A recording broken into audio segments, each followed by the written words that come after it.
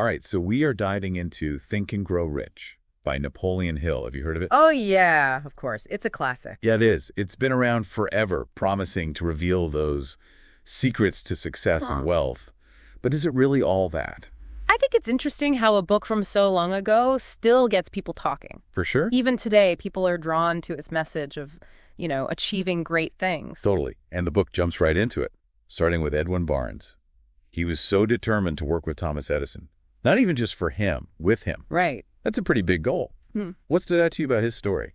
Well, it's a great example of really focusing on what you want. Barnes didn't just want any job. He saw himself as Edison's partner. That clarity, that unwavering belief, it's a core idea in the book. Oh, Hill calls it money consciousness. The idea that you need to truly believe you can be wealthy before you actually can. okay, so just wanting to be rich isn't enough. Yeah. You got to believe it's possible. Yeah. But how do you actually go from wanting it to believing it? That's where I get a little confused. Well, Hill gets into specific techniques for that. He talks about the power of autosuggestion, which is basically feeding your subconscious mind with the thoughts and beliefs you want to make real. Okay. It's kind of like if you keep telling yourself you're going to fail, you're probably going to make that happen. Right. But if you replace those negative thoughts with positive affirmations and really picturing yourself succeeding, you start to reprogram your mind. So you swap out self-sabotaging thoughts with ones that help you reach your goals. I can see how that would make a difference. Yeah. But wouldn't that take tons of effort and discipline? Absolutely. It's not some magic trick. It takes real work and sticking with it. But the book gives you a plan to do just that. If you want to really dig into these techniques, there's a link to the full book in the description or a pinned comment. Great point. Back to Barnes. He actually jumped on a freight train just to get to Edison's office. Yeah. Talk about taking action. Do you think being that bold is really necessary for success? Well, taking action is definitely important, but Hill also talks a lot about faith. Now, when he says faith, he's not talking about religion. Right. He's talking about a really strong belief in your ability to achieve your goals. Okay, so faith in yourself and your vision. Yeah. I get how that would be powerful. Yeah. But how do you actually build that kind of belief? Yeah. Especially when things get tough. Hill says faith can be developed through the 13 principles he lays out in the book. It's all about making your thoughts, actions, and beliefs work together to get you what you want. He uses this example of how criminals gradually accept a life of crime just by being around it all the time.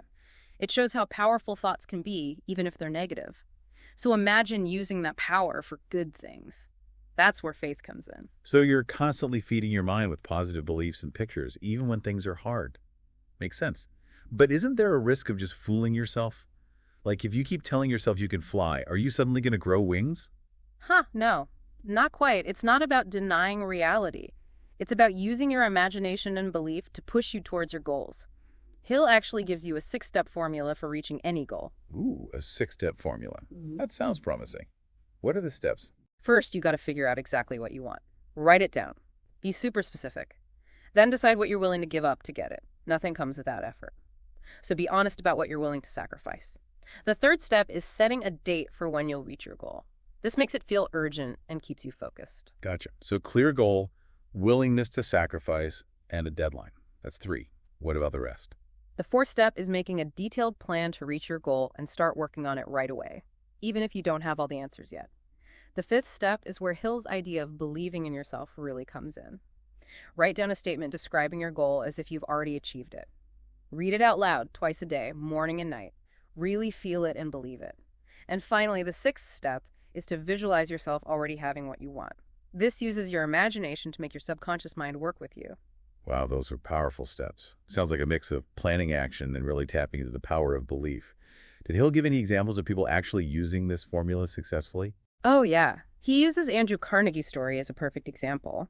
Carnegie went from being poor to insanely rich, and he said it was because of these principles, especially focusing on believing in himself and having that burning desire to achieve. So even someone starting with nothing can reach incredible success if they follow these principles. That's encouraging. But weren't Carnegie and Edison like super special people?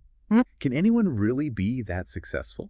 That's something Hill addresses directly. He says these principles apply to everyone as long as they're willing to work hard and develop the right mindset. It's not about copying someone else's success. It's about finding your own potential. That's a great point. It's about making your own path. Speaking of which, Hill talks about this idea of the mastermind. What exactly is that? The mastermind is all about teamwork. Hill believed that surrounding yourself with like-minded people who support your goals can help you achieve more than you ever could alone. So it's like having your own personal dream team, people who challenge you and inspire you to reach your full potential. Exactly. It's about using everyone's knowledge and experience and support to work together.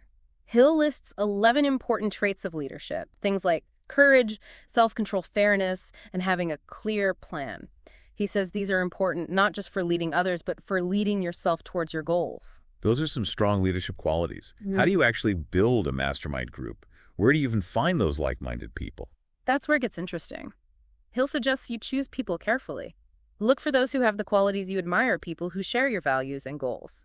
It's not just about finding successful people. It's about finding people who inspire you to be your best self. So you're looking for people who challenge you to grow and hold you accountable. Exactly. Hill even suggests making a formal agreement with your mastermind group where you outline your shared goals, responsibilities, and commitment to support each other.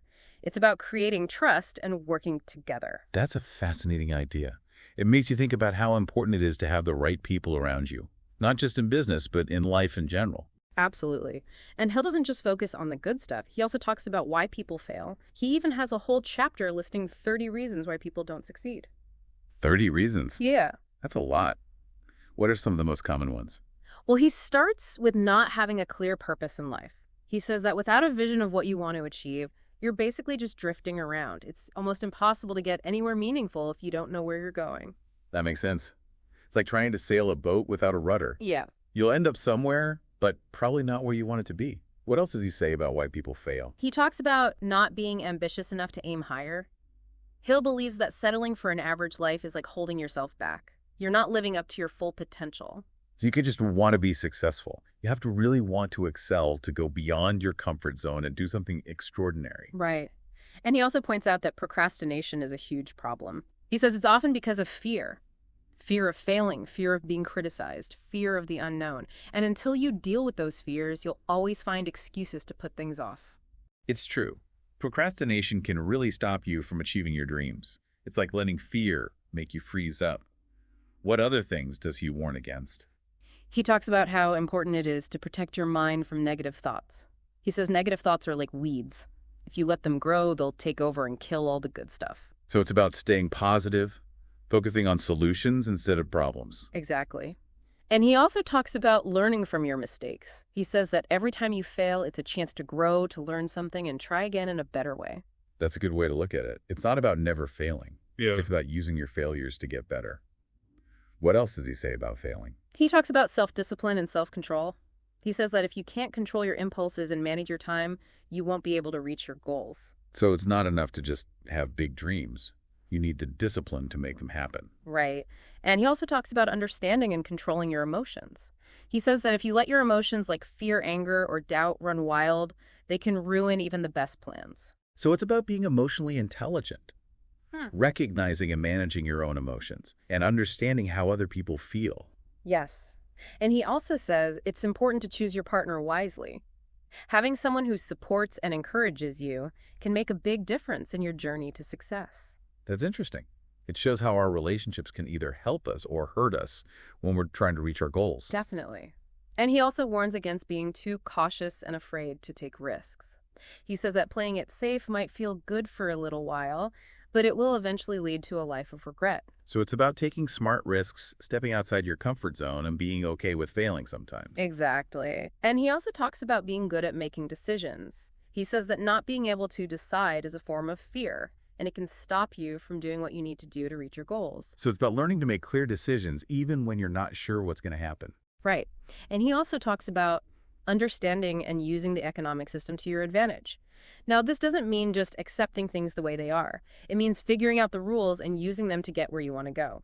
If you want to learn more about what he says about the economy, there's a link to the full book in the description or a pinned comment. Good idea. It's like learning the language of business so you can communicate better and navigate the system. Exactly. And he also stresses the importance of being a good communicator, both writing and speaking. He says that being able to express your ideas clearly and convincingly is really important for building relationships, influencing people, and getting what you want. So it's not just about having good ideas. It's about being able to explain them in a way that makes people want to listen and take action. Right. And he also talks about staying positive and believing in yourself even when things are tough. So it's about being resilient, bouncing back from problems and keeping going. Yes. And he emphasizes doing things for other people. He believes that real success comes from helping others. It's a really important part of his philosophy. But what does he mean by doing things for other people? Does that only apply to certain jobs? No, it can be a lot of things. It could be creating products that solve problems, offering services that make people's lives better, sharing your knowledge, and inspiring others. So it's about making a positive difference, making the world a better place. Exactly. Hill believes that true success isn't just about money. It's about how you contribute to the world. It's about using your talents and passions to help others and making the world a better place with your success. That's it. And he encourages you to be curious, explore your interests, and try new things until you find something that you're really passionate about. So it's about discovering yourself and being open to new possibilities. Exactly. And he reminds you that you will face challenges, but those challenges are chances to learn and grow. He encourages you to build resilience, the strength to overcome those challenges and come out stronger on the other side. It's about seeing challenges as opportunities, not as things that stop you. Now, Hill knows that money is a part of life. What's his take on it? He knows that money can give you security, freedom, and opportunities. But he says you shouldn't chase money just for the sake of having it. He says you should use your wealth wisely, ethically, and to make the world a better place. So it's not just about getting rich. It's about being a good person and using your money to do good things. Exactly. Hill believes that true wealth includes purpose, meaning, and fulfillment. Money is just a tool to help you achieve those things. It's about deciding how you use your money, not letting your money control you. Exactly. He talks about planning, breaking your goals down into smaller steps, and taking consistent action. It's about making your dreams come true through hard work. It's about turning big dreams into smaller steps and making progress towards your goals every day. Right, and he encourages you to believe in yourself, to have confidence that you can reach your goals. He sees confidence as a skill that you can develop through practice, perseverance, and facing challenges. Confidence is what helps us achieve our dreams. But it can be hard to stay confident when we face setbacks or criticism. How does Hill say we should deal with those moments? He says you should see criticism as feedback. Learn from your mistakes and don't let other people's opinions tell you who you are. True confidence comes from inside. So we need to ignore those outside voices and trust ourselves. Exactly. And Hill reminds us that we're all capable of achieving much more than we think. By using our minds, setting clear goals, and taking action, we can create amazing lives. That's a really powerful message. Yeah. It reminds us that we're in control of our own lives. It is. And Think and Grow Rich gives us a plan for building a life full of purpose, meaning, and success. He actually believes that love, especially paired with, the energy of sex, can be a huge driver for achievement. Really? Yeah, he even suggests that a lot of great leaders and innovators were really inspired by the women in their lives. Interesting. So it's not just romantic love, but that deep connection we feel with others and how it motivates us. Exactly. Hill says that sexual energy can be channeled into creative energy. It can push us to do great things in all areas of life. Okay, so passion fuels ambition. But how does this transmutation actually work? Are there specific steps to harness this energy? Hill emphasizes focusing that energy on productive stuff. Creative projects, problem solving, building businesses. It's about consciously taking that powerful force and using it to reach your goals instead of letting it go to waste. So you're taking that raw energy and shaping it into something that fuels your dreams, turning passion into real results. That takes discipline, though. Does Hill talk about any potential downsides? Oh, yeah. He definitely warns against misusing this energy because it can be destructive if you don't handle it wisely. He emphasizes balanced self-control and ethical behavior in everything you do. It's a reminder that great power comes with great responsibility. Now, switching gears a bit, Hill talks a lot about imagination. Why is that so important to him? Hill sees imagination as where all great ideas come from. It's like the mind's workshop. He talks about two types of imagination. Synthetic imagination, which takes existing ideas and mixes them up, and then creative imagination, which taps into a higher source of inspiration. So the difference between remixing a song and composing a whole new one. Perfect analogy. Hill believes both types of imagination are important for success. He wants people to nurture their imagination through things like visualization, brainstorming, and exploring new ideas. So you treat your imagination like a muscle, always exercising it to keep it strong and flexible. But sometimes our imaginations can get away from us and lead to worry and anxiety. Does Hill talk about that? He does. He has a whole chapter on the 6 basic fears that we all deal with. Fear of poverty, criticism, being sick, losing love, getting old, and dying. He says these fears are all in our minds, which means we can control them and overcome them. Fear, the ultimate dream killer. How does Hill say we can conquer these fears? Does he give us any practical tools? He says it's important to understand what fear really is, to see that it's often rooted in our subconscious beliefs and past experiences. He wants us to face our fears head on, replace negative thoughts with positive ones, and really build up our faith and belief in ourselves. So we take fear and use it as fuel to motivate us instead of letting it paralyze us. But sometimes fear feels so deeply rooted.